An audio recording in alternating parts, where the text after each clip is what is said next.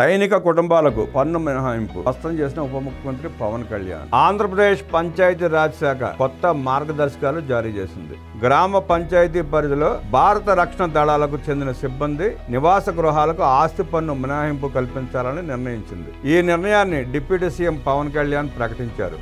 సైనికుల వీరోచిత సేవలను గౌరవిస్తూ వారి కుటుంబాలకు ఆర్థిక భారం తగ్గించే ఉద్దేశంతో ఈ చర్య తీసుకున్నారు. ఇప్పటి వరకు సరిహద్దుల్లో సేవలు అందిస్తున్న లేదా రిటైర్డ్ సైనికులకు మాత్రమే ఈ పన్ను మినహాయింపు వర్తించేది. అయితే డిప్యూటీ సీఎం తీసుకున్న తాజా నిర్ణయంతో సైనికులు ఎక్కడ సేవలందించినా వారి జీవిత భాగస్వామి నివసించే లేదా కలిసికట్టుగా ఉంటున్న ఒక్క ఇల్లు ఈ మినహాయింపుకు అర్హత పొందుతుంది. అంటే సైనికుడి సేవలు ప్రపంచంలోని ఏ ప్రాంతంలో ఉన్నా ఆయన కుటుంబం ఆంధ్రప్రదేశ్లో ఉంటే ఆ గృహానికి పన్ను మినహాయింపు లభిస్తుంది. సైనిక వెల్ఫేర్ డైరెక్టర్ సిఫార్సు మేరకు ఈ నిర్ణయం తీసుకున్నట్టు పవన్ కళ్యాణ్ స్పష్టం చేశారు. సైనిక కుటుంబాలకు మేము అండగా నిలవాలి. వారు దేశ రక్షణ కోసం ఎన్నో త్యాగాలు చేస్తున్నారు. కనీసం వారి గృహాలకు ఆస్తి పన్ను మినహాయింపుతో వారిపై ఆర్థిక భారం తగ్గిద్దామని పవన్ కళ్యాణ్ పేర్కొన్నారు. ఈ నిర్ణయం ఆంధ్రప్రదేశ్లోని సైనిక కుటుంబాలకు పెద్ద ఉపశమనం కలిగించనుంది. ఇది కేవలం ఆర్థిక సాయం మాత్రమే కాదు, సైనికుల వీరోచిత సేవలకు ప్రభుత్వం ఇచ్చే గౌరవ సూచిక.